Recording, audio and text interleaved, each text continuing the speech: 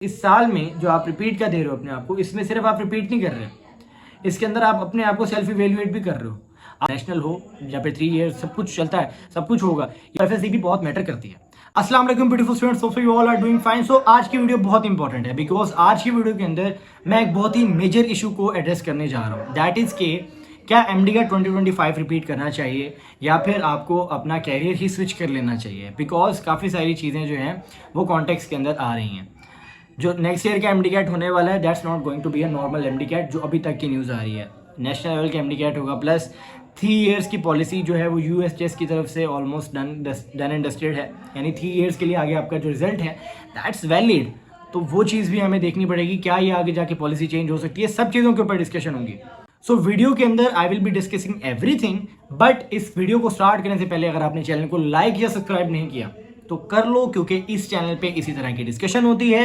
Plus इंशाल्लाह आने वाली वीडियोस के अंदर मैं और ज़्यादा डीप डिस्कशन करूंगा एमबीबीएस और एमडी कैट से रिलेटेड। तो अभी चैनल को सब्सक्राइब कर लो ताकि आप कोई भी अपडेट मिस ना करो। सो वीडियो में आगे बढ़ते हैं। सो सबसे इंपॉर्टेंट चीज़ है, अगर आप एमडी कैट रिपीट करना चाहते हो तो आपको 2 क्वेश्चन अपने आप से पूछने होते हैं। सबसे पहला कि do you really want to do that, क्या आप एमबीबीएस सच में करना चाहते हो? क्या आप किसी पीयर प्रेशर में तो नहीं कर रहे? क्या सिर्फ किसी ने कह दिया, किसी अंकल ने कह दिया, उनके कहने पे तो नहीं कर रहे? सही है, आपका दिल है आपका एमबीबीएस करने का? तो ये बहुत इंपॉर्टेंट है, पहला क्वेश्चन ये बहुत इंपॉर्टेंट है, अपने आप से आपने पूछना।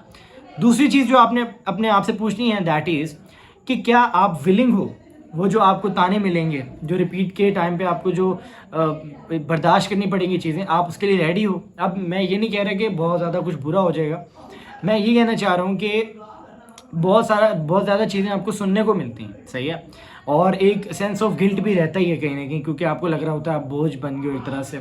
और काफ़ी ज़्यादा स्टूडेंट्स होते हैं जिनके लिए ये पहला फेलियर होता है। जो फ्रेशर्स इस बार एमडी कैट दे के आए हैं उनके लिए एक तरह से ना ये पहला फेलियर है।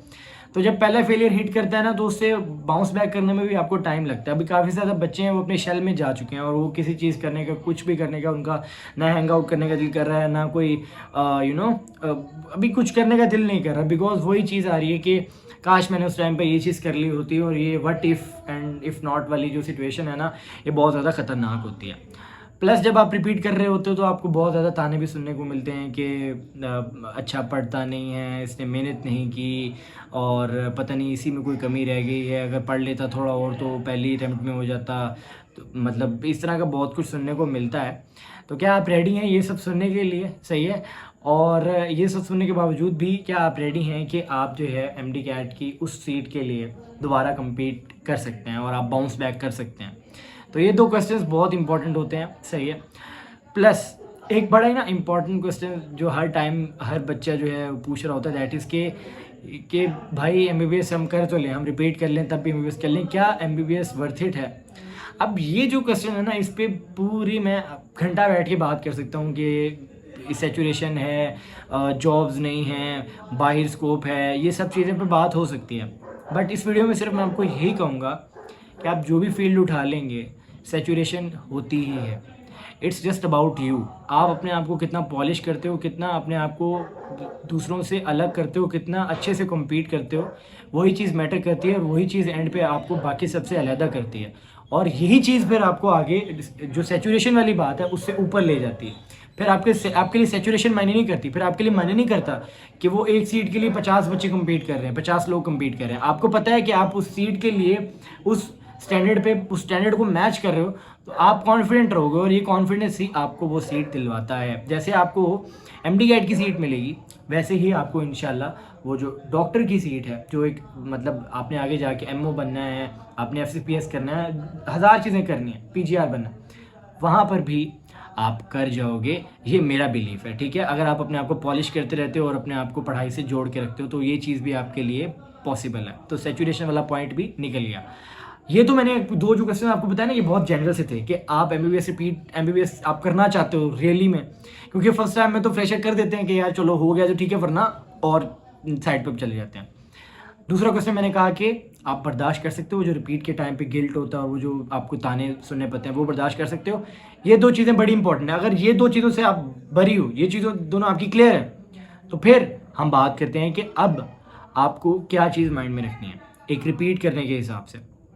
पहले मैं आपको ये बता दूं कि जो भी क्लोजिंग एग्रीगेट इस साल का होगा उससे 6 आप अगर परसेंट कम कर लो, लाइक अगर इस साल सपोज करें 93 जो क्लोजिंग एग्रीगेट होता है, सपोज करें, तो उससे अगर मैं 6% कम लूँ तो हमारे पास 87% आ जाता है। तो 87% तक जिनका एग्रीगेट है या 88-87 तक जिनका एग्रीगेट है, मेरे नज़दीक उनके पास एक स्ट्रॉन्ग चांस है कि वो एमडी कैट रिपीट कर सकते हैं। वो ऑब्वियस ही बात है, जो जितना फिनिशिंग लाइन के करीब होता है उसका चांस उतना ज़्यादा होता है। जिसका 92 है उसका चांस ज़्यादा होगा, उसको थोड़ी एफर्ट में ज़्यादा मिल जाएगा। जो 87 पे है, मे बी उसके एफएससी के मार्क्स कम है, तो वो एफएससी अगर इंप्रूव करता है तो उसका चांस बन सकता है। इसी तरह 87 वाले के इस बार क्या बैड लक होगी एमडी कैट के अंदर, हालांकि एमडी कैट ईजी था फिर भी, तो वो एमडी कैट अगर इंप्रूव कर ले तो वो उस एग्रीगेट को मैच कर सकता है। तो ये दोनों चीज़ें हैं। तो इसी से निकलता है मेरा दूसरा पॉइंट, दैट इज़ कि आप जब एफएससी को देखते हैं ना, तो एफएससी भी बहुत मैटर करती है। आपके ओवरऑल एग्रीगेट में 40% जो है वो एफएससी है, तो एफएससी का भी एक इंपॉर्टेंट चंक होता है। तो मैंने पहले आपको बताया कि आपको 2 क्वेश्चंस का जवाब देना है, वो 2 क्वेश्चंस क्लियर हो गए। फिर आपको क्या करना है, अपने एग्रीगेट को देखना है। अगर वो 6 मतलब अगर माइनस कर लें, क्लोजिंग एग्रीगेट से 6% माइनस करें, तो इतने एग्रीगेट तक के बच्चे, इतने ब्रैकेट के बच्चे जो है वो एमडी कैट इंप्रूव करें, उनका चांस बन सकता है। वो मैंने फिर आपको कहा फिनिशिंग लाइन के जो जितने करीब उसका उतना चांस। फिर मैंने आपको कहा कि एफएससी जो है दैट्स वेरी इंपॉर्टेंट। अगर आपके एफएससी के अंदर कम मार्क्स हैं, 90 to 91% या 92% तक नहीं है, तो फिर आपको लाजमी अपनी एफएससी भी इंप्रूव करनी पड़ेगी। और वहाँ पर भी आपको सेंसिबली सोचना है, सही है, कि जहाँ पर आपको लग रहा है कि यहाँ पर एक मार्जिन है, तो वहाँ पर आप रिपीट या फिर उसके इम्प्रूव करने की तरफ जा सकते हो। ये तो बात होगी आपकी रिपीट करने की, ये सारी चीज़ें।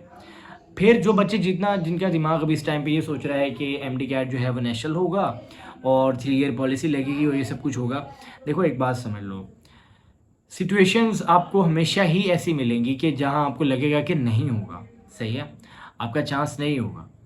मैंने अपने टाइम पर 169 168 वालों का भी एडमिशन होते हुए देखा, सही है।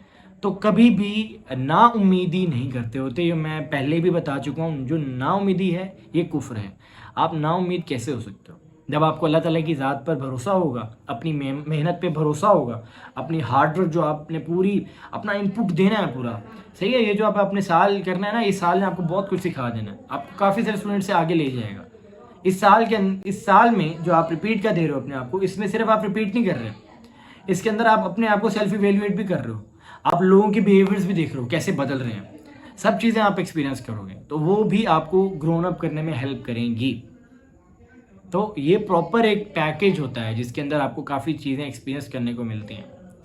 अभी आई नो काफ़ी सारे बच्चे हैं जो कि अभी उस चीज़ से बाहर नहीं निकल पाए, तो मेरी उम्मीद यही है, मेरी दुआ यही है कि वो जल्दी जल्दी उस चीज़ से बाउंस बैक करें। और टाइम लगता है, ऑब्वियसली टाइम लगता है, बट ये है कि आपने जल्दी से जल्दी रियलाइज़ करना है कि you don't really have enough time. आपने स्विच करना, जल्दी डिसीजन लेना होता है। आई नो कि ये डिसीजन बहुत इंपॉर्टेंट है, बट मैंने आपको बता दिया कि क्या क्या क्राइटेरिया हैं।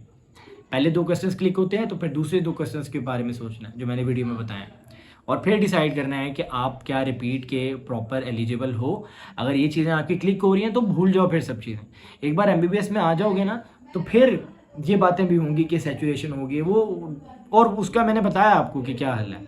आपको दूसरों से इनफरादियत दिखानी पड़ेगी, इंडिविजुअलिटी लेके आनी पड़ेगी, वो एक कॉम्पिटिटिव सेंस लेके आनी पड़ेगी, तभी आप शाइन कर पाओगे, सही है। तो ये चीज़ थी, और ये मेरी पूरी वीडियो के अंदर मैंने आपको समझाने की कोशिश करनी थी कि आप जो है लोगों की बातों में ना आए। नेशनल हो या फिर 3 ईयर सब कुछ चलता है, सब कुछ होगा, ये अभी आपको सारी सिचुएशंस आपका माइंड ऐसी पेश करेगा कि रिपीट ना करो। बट आपने ये जो मैंने आपको चीज़ें बताई हैं, इनके ऊपर फोकस करना है। अगर आप इनके ऊपर फोकस करते हो तो बिलीव मी आप आराम से एमडी कैट रिपीट करोगे और कर भी जाओगे। बस फोकस रहना चाहिए आपका, ठीक है। बाकी इंशाल्लाह मैं गाइड करता रहूँगा रिपीटर्स के लिए। मैं सोच रहा हूँ एक अलग से सेशन लॉन्च करूँ जिसके अंदर उनको एमडी कैट 2025 के लिए प्रिपेयर किया जाए। इंशाल्लाह वो भी जल्दी आएगा। तो आपने बस कोशिश ये करनी है कि जुड़े रहना, सही है। इंशाल्लाह मेरी कोशिश ये होगी कि आपको A to Z आपकी पूरी जो मेडिकल जर्नी है उसके अंदर आपके साथ रहूँ। जिन स्टूडेंट्स का इस साल हुआ है 2024 के अंदर इंशाल्लाह एडमिशन होगा, उनके लिए इंशाल्लाह कोशिश होगी उनके एमबीबीएस की जर्नी में उनको हेल्प आउट किया जाए, ठीक है। क्योंकि मॉड्यूलर सिस्टम स्टार्ट हो गया ज़्यादातर यूनिवर्सिटीज़ में। जिनका अब रिपीट का है तो इंशाल्लाह उनको रिपीट में हेल्प करनी है। जिनका कोई और फील्ड में चले गए उनको स्पिरिचुअलिटी और प्रोडक्टिव डिस्कशन की तरफ लेके आना है। तो ये सब चीज़ें इंशाल्लाह मेरे माइंड में है और इन चीज़ों के ऊपर हम काम करेंगे। सो अगर आपने अभी तक चैनल को लाइक या सब्सक्राइब नहीं किया तो कर लो, और अपने किसी दोस्त के साथ भी शेयर किया करो अगर वीडियो अच्छी लगती है, ताकि उसका भी भला हो जाए और वो फिर आपको दुआएं दे। ये थी मेरी आज की वीडियो। होप सो इस वीडियो से आपको कुछ सीखने को मिला हो, और अगर कुछ समझ में नहीं है या फिर कुछ अच्छा लगा वीडियो के अंदर या कुछ भी, आप नीचे कमेंट बॉक्स में ज़रूर लिखिएगा। मैं इंशाल्लाह कोशिश करूँगा कि आपको बर वक्त रिप्लाई दिया जा सके। तो ये थी आज की वीडियो। इंशाल्लाह आपसे मिलता हूँ अगली वीडियो में, तब तक के लिए अल्लाह हाफिज़।